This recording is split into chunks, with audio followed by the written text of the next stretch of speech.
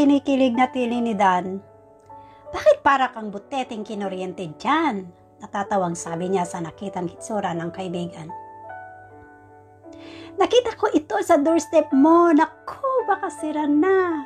Anito na iniaabot sa kanya ang tangan nitong box. Ano ba yan? Kunot noon niyang kinuha mula rito ang box. Ay! Kinilabutan niyang hinaihagis ang box sa sobrang pagkagulat. Mula roon ay lumabas ang isang inuuod na palaka at umalingasaw ang masangsang na amoy mula doon. OMG! Kanino galing yan? Diring-diri na sabi ni Dan na yumakap sa kanya. May nakaaway ka ba, sis? Wala. Nangingilabot na pinulot niya mula sa tabi nito ang tarhetang nahulog. Malapit ka nang sumunod. Malakas na basa ni Dan sa nakasulat mula roon. Lalo siyang nangilabot. Sino naman ang magpapadala sa kanya ng ganoon? Wala siyang naalalang nakaaway man lang kahit minsan. Tula lang napatingin siya sa box. Anong ibig sabihin nito, Dan? Halos hindi lumabas sa bibig na sabi niya. My gosh, Kyrie! Hindi biro ito ha? Takot nitong sabi habang iniaakay siya paupo sa malapit na sofa ng bahay. Kailang may report kagad natin ito sa pulisya. Patuloy nito na tanging tamo lamang ang kanyang naisagot. Pakiramdam niya ay lalabas ang puso niya mula sa dibdib sa kanyang nakita. Pilit na hinahagilap ng isip kung sino ang maaaring gumawa niyon sa kanya. Subalit wala talaga siyang maisip. Sa kanya nakapangalan ang tarheta kaya imposibleng nagkamali ang sino ang nagpadala niyon. Sino kaya ang nagpadala nito, Dan? Pakiramdam niya ay nalunok na yata niya ang kanyang dila sa takot. Ngayon lang niya naranasan ang ganito sa buong buhay niya. Oo, at nakakapanood siya ng mga ganitong pangyayari sa pelikula. Pero iba pala ang pakiramdam kapag sa'yo na mismo ang ginawa. Sa tingin ko may taong galit sa'yo, sis. Mag-iingat ka. Masyadong brutal ang gumawa nito sa'yo para padalahan ka pa ng ganyan. Baka sa mukhang ng kaibigan ang matinding pag-aalala. Sa tingin ko nga rin, Dan, pero wala talaga akong maalalang nakaaway man lang. Nalilitong sagot niya rito. Hanggang ngayon ay hindi pa rin niya maisip kung sino ang maaaring magpadala ng ganyan sa kanya na may matinding galit. Nahahapos siyang napatingin sa box na kasalukuyan ng nililinis ni Dan. Magpahinga ka na, sis. Huwag mo muna isipin ang tungkol dito. Ako na ang bahalang mag-report sa pulisya nito. Anitong lumapit sa kanya matapos magligpit at makapaghugas. Ikaw na muna ang bahala, Dan. Nalalabot ako, tila nanghihina niyang sabi na tumungo sa kwarto. Matapos makipag-deal sa isa niyang kliyente ay nagtungo si Cairo sa rest house nila sa Tagaytay kung saan naroon ang ama. Mula sa kinatatayuan niya sa may pinto ay kitang-kita niya ang malungkot na aura nito na nakatanaw sa Taal Lake. Subalit tila tagos naman dito ang tingin.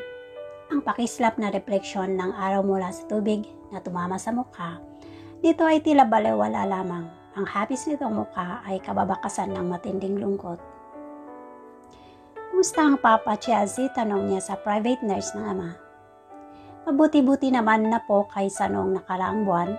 Umiinom na siya ng gamot ngayon at nagpapahinga na ng maaga. Sagot nito na ang tingin ay nasa matanda. Mabuti kung ganoon, magpahinga ka na at ako na muna ang bahala kay Papa. Ani ang tinapik ang balikat ng dalaga. Sige po, tungo nito. Matagal muna niyang pinagmasan ang ama mula sa di kalayuan. Kung naririto ang kanyang mama ay pihadong hindi ito ganito ngayon. Wala sa sarili at matindi ang kalungkutang bumabalot rito. Alam niyang unti-unti nang nakakabangon mula sa depresyon ng ama. Malaki-laki na rin ang iginanda ng progreso nito muna nang huli niya itong dalawin. Ang pag-inom nito ng gamot sa tamang oras ay isang malaking tanda nito. Kumusta, Papa? Bati niya rito nang makalapit. Isang malungkot na tingin alamang ang tinapon nito sa kanya bago muling tumingin sa makasilap na tubig. Mabuti at iniinom na ninyo ngayon ang mga gamot ninyo. Patuloy niya, subalit katulad pa rin ng dati ay nanatiling lamang itong tahimik. Sa makalawa ay darating si Tito Carlito para sa inyong monthly check-up. I'm sure matutuwa din iyon sa laki ng progreso ninyo. Nakangiti niyang sabi na dinantay mga kamay sa balikat ng ama. Ang Tito Carlito niya ang personal na doktor ng pamilya at pinsan ng kanyang nasirang ina. Ito ang personal na pumupunta para mangalaga sa kalusugan nito at sa buong taong nakalipas ay nanatili itong naroon upang suportahan at gabayan sila. Sir, kailangan na pong magpahinga ni Sir Federico, magalang na sabi ni Chelsea na bumuhat sa silid. Isang tango lamang ang sinagot niya rito. Pa, nasa baba lang ako. Kung may kailangan kayo, sabihin niyo lang kay Chelsea. Muli ay katahimikan lamang ang sinagot nito. Alam niya malapit nang bumalik sa normal ang lahat. Sa pinapakita nitong progreso ay hindi malabo yun. At hihintayin niya ang araw na muli silang makakapagkwentuhan katulad ng dati. Pilit na inaalala ni Kyrie kung sino ang maaring magtangka sa kanyang buhay. Subalit wala talaga siyang maisip na sinuman. Masakit ang ulang nasapo niya ang kanyang noo. Kanina pa nakaalis si Dan upang tumungo sa pinakamalapit na pulisya para i-report ang nangyari. Ilang oras na nang nakakalipas, subalit hindi pa rin ito nakakabalik. Patamad siyang tumayo at tumungo sa banyo. Kailangan na niyang pumunta sa flower shop. Lapit nang matapos yon kaya mas kailangan ang kanyang supervision. Matapos makapagpaligo ay tinawagan niya si Danica subalit patay ang cellphone nito. Di na niya mahihintay pa ang pagdating ng kaibigan. Kaya napagdesisyonan na lang niyang umalis ng nag-iisa. Nag-iwan na lang siya ng mensahe sa cellphone ng kaibigan upang malaman nito na umalis na siya. Sa kabila ng kabang nararamdaman ay binaliwala niyang ang pilit na pumipigil sa isang bahagi ng kanyang isipan na huwag nang tumuloy. Maingat niyang pinaandar ang kanyang auto habang panay ang dasal na sana ay walang mangyari masama sa kanya. Muling sumariwa sa kanyang isura ang inuud na palakang natanggap. May kabang nadarama ay lalong umigting. May nais pumatay sa kanya. Iyon ang nabuo sa kanyang isipan. Pakiramdam niya ay nalaki ang kanyang ulo sa realizasyong iyon. Habang binabaybay niya ang kahabaan ng kalsa patungo sa flower shop ay isang kotse ang biglang sumulpot na tila nawalan ng kontrol at patungo ang direksyon niyon sa kanya. Madali niyang ikinabig ang manibela upang umiwas. Subalit, sa pag-iwas niyang iyon ay isang poste ng Meralco ang kanyang tutumbukin. Agad niyang tinapakan ang preno subalit hindi yun kumagat. Natatarantang tinapakan pa niya iyon ng kung ilang beses. Pero wala, isang malakas na sigaw ang kumawala sa kanya bago tuluyan siyang sumalpok. Kyrie, nag-aalalang boses ni Dan ang kanyang narinig. Marahan niyang iminulat ang mga mata. Sa nalalabong paningin ay pilit niyang inaaninag ang mukha nang nakatunghay sa kanya. Dan, aniya ng tuluyan luminaw ang kanyang paningin. Thank God you're okay now, anitong ginagap ang kanyang kamay. Dan, nawalan ng preno ang kotse. Hindi ko alam kung paano. Tama na, Kyrie, it's okay. You are safe now. Patuloy ni Kathy na hinaplos ang kanyang noo. Nang makita ang mga tao, ang nangyari agad silang tumawag ng ambulansya at nadala kaagad dito sa ospital, paliwanag ni Dad. Tila noon lamang niya napagtanto kung nasaan siya. Mabuti na lang at galos at ilang sugat lang ang natamo mo. Puno ng pag-aalalang sabi ni Yenny na naroon din. Something is going on guys, pagpapaalam ni Dan sa dalawa pang kaibigan. Sa balagay ko kasi, may nagtatangka sa buhay ni Kyrie. Pigil ang hiningang sabi nito na hindi iniaalis ang tingin sa kanya. What? Gulat na napatingin sa kanya si Kathy. Sino naman ang magtatangka ng ganyan sa'yo? Kunot nung tanong naman ni Yenny. Hindi ko din alam, kibit balikat niya. Nakapagtatakang mawalan ng preno ang kotse ni Kyrie. Bago lang iyon, kaya napaka-imposible, singit ni Danica. Nakapagtataka nga naman niyon. Kailangan kailan lang niya binili ang kanyang auto para sabihing masisira agad ito. Hindi naman iyon second hand. Alam na kaya ng daddy niya ang nangyayaring ito sa kanya. You looked worried, Kyrie. Bakit? Ani Kathy na napuna ang kanyang expression. Alam na ba ng daddy aniyang ang tinutukoy ay ang aksidenteng nangyari sa kanya? Hindi pa, sagot naman ni Dan na umupo sa kanyang tabi. Good. Huwag ninyong sasabihin kay daddy, ayokong mag-alala pa siya. Mabuti nang hindi alam ng daddy niya ang nangyayaring ito sa kanya. Ayaw niyang bigyan pa ito ng alalahanin. Ngayon lang nakaka-recover ang ama kaya hindi niya ito maaaring bigyan ng panibagong isipin pa. She sighed. Di ba mas dapat ngang malaman ni Tito ang kalagayan mo? Lalo na ngayon, mukhang may nagtatangka daw sa buhay mo, sabi ni Dan. Bakas ang pag-alala sa mukha na sabi ni Yenny. No, masyado na siyang nalugmok nung mawala ang mami. Kapag sinabi ko, baka mamaya mag-alala pa iyon. Hayaan na muna nating maging masaya si Daddy. Tutal, wala namang nangyari sa akin masama. Galos lang naman ang mga ito. Tila alangan niyang sabi sa mga huling salitang binibitawan.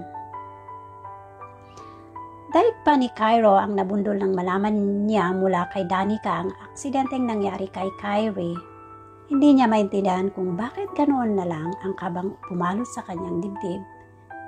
Mula sa Tagaytay ay halos paliparin niya ang sasakyan pabalik ng Maynila para mapuntahan agad si Kyrie. Alam niyang wala silang relasyon ni Kyrie. Bukod roon ay galit pa yata ito sa kanya sa hindi niya maintindihang dahilan. Pero hindi rin iyon sapat na dahilan upang hindi niya ito puntahan. Sa buong buhay niya ay ngayon lang niya naramdaman ang maging ganito sa isang babae. Isang babaeng kailan lang niya nakilala pero tila napakalaki na ang nagagawa sa pagkatao niya. Alam niyang sa normal na panunuyo ay hindi papatol si Kyrie. Sa kanya kaya naman plinano niya ang mga magiging hakbang upang mahulog ang loob ng dalaga sa kanya. Pero hindi naman niya akalain na gagamitin ang kanyang ipadadalang sushi box para lang i-threaten ang buhay nito.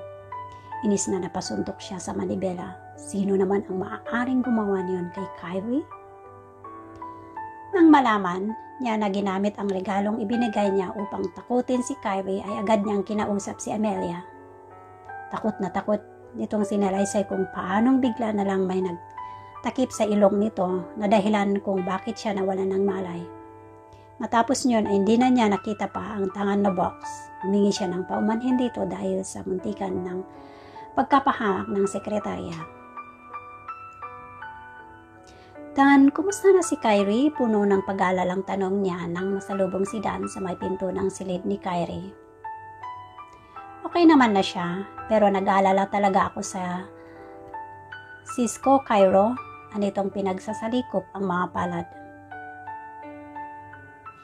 Alam ko na pinipilit niyang maging matapang sa mga nangyayari sa kanya. Hanggang ngayon ay hindi namin alam kung sino ang maaaring gumawa niyon sa kanya. Di bale Dan, tutulungan ko kayo. We will hire an investigator para malaman natin kung sino ang nagtatangka sa buhay ni Kyrie. At kung bakit. Bukod doon, hingi na din ako ng tulong sa kaibigan ko para protection ni Kyrie. Hindi natin dapat baliwalain na lang ang ganitong pangyayari. Who knows what will happen next kung hindi tayo agad action? Hindi niya talaga hayaan may mangyaring masama sa dalaga. Gagawa siya ng anumang paraan upang matulungan ito. Salamat, Cairo. I know we can count on you. Puno ng sinseridad nitong sabi. Ikaw na sana ang bahalang magpasensya sa maldita kong kaibigan. Ganyan lang talaga yan minsan pero mabait yan. Gising ba? Anyang ang tinutukoy ay si Kyrie. Kakatulog lang kaya pwede mo nang silipin. Natatawang tudyo nito sa kanya. Kamuna bahala dyan ha, nagugutom na ako. Kakain muna ako sa kantin. Paalam nito bago tuluyang umalis. Para siyang nakakita ng natutulog na anghel nang masilayan si Kyrie. Tila napakaamon ang mukha nito. kabaliktaran sa mga mata nitong tila tigre kung makatingin sa kanya. Pakiramdam niya ay isa na siya na yata ang pinakamaswerteng lalaki sa mga oras na ito. Sa kabila ng ilang galos ni Kyrie sa muka, ay hindi pa rin nito kayang takpan ang kagandahang nasa kanyang harapan. Pigil ang hiningang hinaplos niya ang natural nitong buhok. How he wished he could always be this close to her. Anong ginagawa mo? Gulat na sabi ni Kyrie nang mabungaran ang kanyang mukha. Then ask me a favor kung pwede ako muna ang magbantay sa'yo. Nagugutom na daw kasi siya, hindi ka naman niya maiwan ng nag-iisa. Paliwanag niya na naupo sa kanugnog na sofa. I see. Wala na ba siyang ibang matatawag at ikaw ang pinakiusapan? Kyrie said sarcastically. Tingnan mo ito. Sa'yo na nga concern mga tao. Nakukuha mo pang maging sarkastiko. Nairing nawikan niya. How could this woman be so rude samantalang concern lang naman ang mga kaibigan nito sa kanya? Most especially him. Anong oras ba babalik si Dan? Matabang na tanong ng dalaga na hindi man lang tumingin sa kanya. I don't know, kapapasok ko lang dito nang magising ka. Dapat kasi hindi ka muna nagising, bulong niya sa sarili. May sinasabi ka? Wala. Ang sabi ko, sandali lang naman yun. Siguro yun. Di ko rin gustong magbantay ng isang pasyenteng napakasungit. Bakit pa naisip niyang dalawin ang babaeng ito? Ang buong akala niya ay lalambot man lang ang loob nito sa oras na makita ang concern niya rito. Well, he's wrong. Mabuti naman, di ko rin gustong magpabantay sa isang lalaking punong-puno ng hangin sa katawan. Bakas ang inis sa mukha nitong tinuran. Kyro, thank you ha, bungad ni Dan nang makapasok sa silid.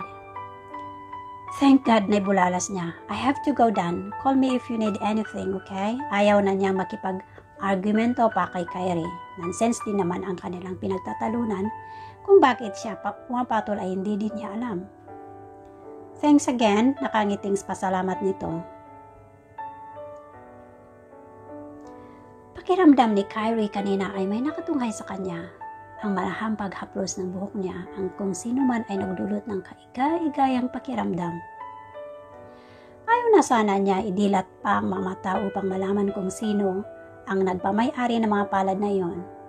Subalit ang pabango nito na kanyang nasamyo ay pamilyar sa kanyang pangamoy.